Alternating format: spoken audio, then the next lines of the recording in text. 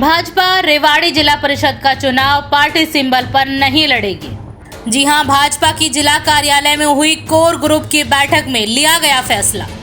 बैठक में चुनाव प्रभारी प्रदेश के सामाजिक अधिकारिता न्याय मंत्री ओपी यादव रहे मौजूद। नमस्कार, दैनिक साथी के डिजिटल प्लेटफॉर्म पर आपका स्वागत है।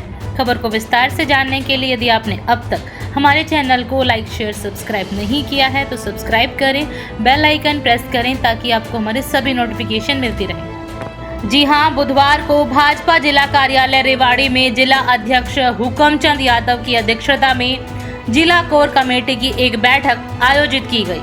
बैठक में चुनाव प्रभारी ओम प्रकाश यादव, मंत्री, हरियाणा सरकार ने सभी पदाधिकारियों से आगामी जिला परिषद के चुनाव को लेकर चर्चा की तथा सभी से राय मांगी कि पार्टी को जिला परिषद का चुनाव सिंबल पर लड़ना चाहिए या नहीं। और बैठक में सर्वसम्मति से निर्णय लिया गया कि पार्टी जिला परिषद का चुनाव पार्टी सिंबल पर नहीं लड़ेगी। बैठक को संबोधित करते हुए मंत्री ओम प्रकाश यादव ने कहा कि पार्टी हाईकमान ने तय कर लिया है कि कहां पर पार्टी को सिंबल पर चुनाव लड़ना है और कहां पर नहीं। जी हां, इस बात का फैसला उन्होंने जिले की चुनाव समिति के ऊपर छोड़ दिया था। इसी के नियमित यह महत्वपूर्ण बैठक आयोजित कर यह निर्णय लिया गया। और आपको बता दें कि बैठक में रेवाड़ी जिला प्रभारी संदीप जोशी, पूर्व प्रदेश महामंत्री बाबू वीर कुमार यादव, पूर्व मंत्री विक्रम सिंह यादव, पूर्व मंत्री Jaswant Singh Yadav Bawal, Harco bank chairman doctor Arvind Yadav, सेवा प्रकोष्ठ प्रदेश संयोजक सतीश खोड़ा, किसान मोर्चा राष्ट्रीय अध्यक्ष रामपाल यादव, प्रदेश कार्यकारिणी सदस्य सुनील मूसेपुर, रत्नेश बंसल, एडवोकेट सिंह राम महलावत, जिला महामंत्री अशोक मुदगिल व ईश्वर चनीजा, जिला विस्तार उमेद सिंह, जिला मीडिया प्रभारी एडवोकेट नितेश अग्रवाल व जिला आईटी प्रमुख एडवोकेट नवीन कुमार शर्मा मुख्य रूप से उपस्थित रहे। आज कोर ग्रुप की बैठक बुलाई गई थी रेवाड़ी भाजपा की आपने, तो क्या उसमें निर्णय लिया गया और कौन कौन लोग मौजूद थे? देखिए, जिला परिषद के चुनाव के लिए आदरणीय ओम प्रकाश जी, हमारे मंत्री जी, यहाँ बैठक लेने के लिए आए थे और उसमें निर्णय लेना था कि पार्टी सिंबल पे चुनाव लड़ें या पार्टी सिंबल पे चुनाव ना लड़ें। इसलिए हमने कोर ग्रुप की बैठक बुलाई थी। कोर ग्रुप में हमारे जिले के प्रभारी संदीप जोशी जी, वीर कुमार जी, रत्नेश बंसल जी, सतीश खोड़ा जी, पूर्व में मंत्री जसवंत बावड़ जी, पूर्व में मंत्री विक्रम जी, सिंहराम महलावत जी, सुनील मूसेपुर जी, हरको चेयरमैन डॉक्टर अरविंद यादव जी, जिले के दोनों महामंत्री ईश्वर चनेजा जी, अशोक मुदगिल जी, जिले के विस्तारक उमेद सिंह जी, ये सब हम सब लोगों ने ये फैसला लिया सर्वसम्मति से कि रेवाड़ी जिला में हम पार्टी के चुनाव चिन्ह पर चुनाव नहीं लड़ेंगे। कहीं ना कहीं मन था, लगातार चर्चा हो रही थी कि कई जगह निर्णय भी लिए गए सिंबल पर चुनाव लड़ने के। रेवाड़ी में ऐसी क्या मजबूरी थी कि हम लोग सिंबल पर नहीं लड़े? देखिए, बिल्कुल आपने ठीक कहा।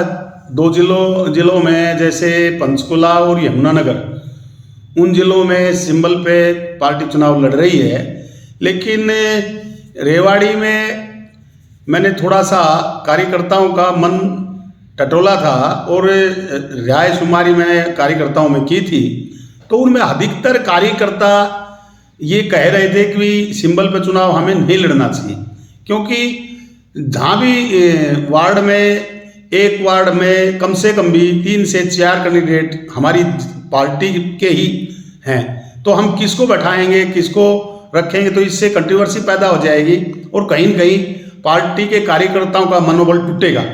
इसलिए सर्वसम्मति से फैसला ले लिया। ठीक है सर, कितनी तैयार है रेवाड़ी बीजेपी पंचायत चुनाव को लेकर, क्योंकि जल्द ही रेवाड़ी का भी नंबर आने वाला है, तमाम जगह तो घोषणा हो चुकी है, तो कितनी तैयार है चुनाव को लेकर? देखिए, भारतीय जनता पार्टी जिला रेवाड़ी पूरी इकाई चुनाव के लिए तैयार है और हमने इस प्रकार की हम पार्टी के कार्यकर्ताओं की ड्यूटियां भी लगाएंगे। अभी कहाँ हमारे प्रत्याशी जो हैं वो चुनाव जीतने के हिसाब में हैं, जहाँ कोई थोड़ी बहुत कमजोरी होगी तो सभी कार्यकर्ता मिल करके नेता हमारे आशीर्वाद देने आएंगे। सब नेताओं का आशीर्वाद से कार्यकर्ता एकजुटता के साथ चुनाव लड़ेंगे। सर अमूमन अभी जो देखा जा रहा है, आपने बताया कि एक वार्ड में बीजेपी के कैंडिडेट हैं 4-4, हम भी देख रहे हैं कि ऐसा है, लेकिन आपको नहीं लगता कहीं ना कहीं इससे पार्टी के लिए दुविधा की स्थिति बनने वाली है? नहीं, मैं वही तो कह रहा हूँ, यदि हम चुनाव चिन्ह पार्टी के सिंबल पर लड़ते तो कहीं ना कहीं ऐसी दिक्कत आ सकती थी कि एक कार्यकर्ता खुश होता, 2 कार्यकर्ता नाराज हो जाते। लेकिन अब अपने अपने हिसाब से अपने अपने उसके हिसाब से पार्टी जैसे जो भी कैंडिडेट हमें ऐसा लगेगा अभी ये मजबूत है, उसको हम इशारा कर देंगे कार्यकर्ताओं दोबारा, भाई इसको समर्थन दे दो और जीत जाएंगे, कोई ऐसी बात नहीं बल्कि लड़ेगी। आम आदमी पार्टी ने आज कुछ उम्मीदवारों की घोषणा भी कर दी जिला परिषद के, किसको चुनौती मानते हैं रेवाड़ी में आप कैंडिडेट, बतौर कैंडिडेट? देखिए, भारतीय जनता पार्टी की कोई भी चुनौती नहीं है। आम आदमी पार्टी तो कहीं नामो निशान पे ही नहीं है। वो केवल जिस प्रकार समुद्र में से मछली को बाहर निकाल देते हैं, तड़पती है, उस प्रकार आम आदमी पार्टी तड़प रही है इलेक्शन के लिए। वो ये सोच रही है अब तुम्हारे पास कुछ भी नहीं है, इससे आपकी ऐड हो जाएगी, खाली एडवर्टाइजमेंट के लिए उन्होंने घोषणा की है इनकी कैंडिडेटों की। सर आदमपुर विधानसभा चुनाव में कांग्रेस ने भी अपना कैंडिडेट डिक्लेयर कर दिया, भाजपा ने भी कर दिया है और आम आदमी पार्टी ने भी। कितना चुनौती मानते हैं आदमपुर में आप, जिस तरह से आप चुनाव? देखिए, आदमपुर का चुनाव जो है वो वास्तव में एक तरफा चुनाव है, क्योंकि वहाँ 1968 से और अब तक भजनलाल परिवार का दबदबा रहा है। और फिर अब क्योंकि भजनलाल परिवार भाजपा पार्टी का सदस्य हो चुका है, तो भाजपा पार्टी की भी दिन रात वहाँ उसमें ताकत बढ़ रही है। और हमारा सारा शीर्ष नेतृत्व इस बात से आश्वस्त है कि हम बहुत ज़्यादा मार्जिन से इस सीट को निकालेंगे। आप और कांग्रेस कहीं भी मैदान में आपको दिखाई नहीं देगी। सर कांग्रेस का कहना है कि कांग्रेस का गढ़ था आदमपुर, तो कहीं ना कहीं वो अपनी जीत को लेकर आश्वस्त भी हैं। जेपी को उन्होंने चुनाव मैदान में उतार दिया है, तो चुनौती वहाँ पे आपके लिए कांग्रेस है या आप है? ये लड़ाई में माने तो किसको मानते हैं आप? देखिए, मैंने बताया ना, वहाँ कोई कांग्रेस का गढ़ नहीं रहा। वो केवल भजनलाल 72 में, जब भजनलाल 73 में भारतीय जनता पार्टी के उसमें हुआ तो भारतीय जनता पार्टी जीती। जब जब भजनलाल जिस पार्टी में रहा, क्योंकि वो उनका गढ़ रहा है। और चुनौती तो है ही नहीं, हम चुनौती किसी को मान ही रहे। एक तरफा इलेक्शन है, भारतीय जनता पार्टी बहुमत से जीतेगी, बहुत भारी मतों से जीतेगी। प्रधान जी, कुछ आम आदमी के जो पदाधिकारी थे उन्होंने भी कुछ पार्टी छोड़ी, आपने ज्वाइन कराया, क्या था पूरा कार्यक्रम? देखिए, आज कोसली में आदरणीय अरविंद शर्मा जो सांसद रोहतक से हमारे हैं, उनका जन्मदिन मनाया गया। और उसी कार्यक्रम के अंदर सुरेश बउआ जो 6 जिलों के प्रभारी थे दक्षिणी हरियाणा में आप पार्टी के, उन्होंने आप पार्टी को अलविदा कह करके और भारतीय जनता पार्टी का दामन थामा। और उन्होंने कहा कि जब तक मेरे अंदर दम है मैं भारतीय जनता पार्टी की निस्वार्थ भाव से सेवा करूंगा।